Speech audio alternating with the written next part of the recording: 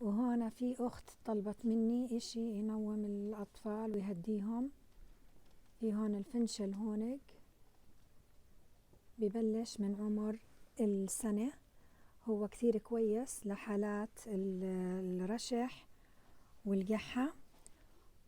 زي ما حكيت لكم ببلش من عمر السنة. هو منتج نباتي عبارة عن ينسون وعسل، وبتعطي للولاد منه 2 ل3 معالق باليوم.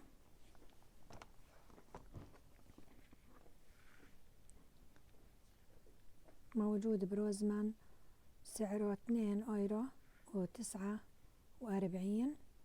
في أنواع طبعا كتير للولاد، بس أنا بنصحكم فيه لأنه هذا عبارة عن إشي نباتي، ينسون وعسل.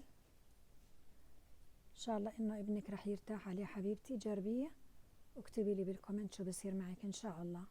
مشافة.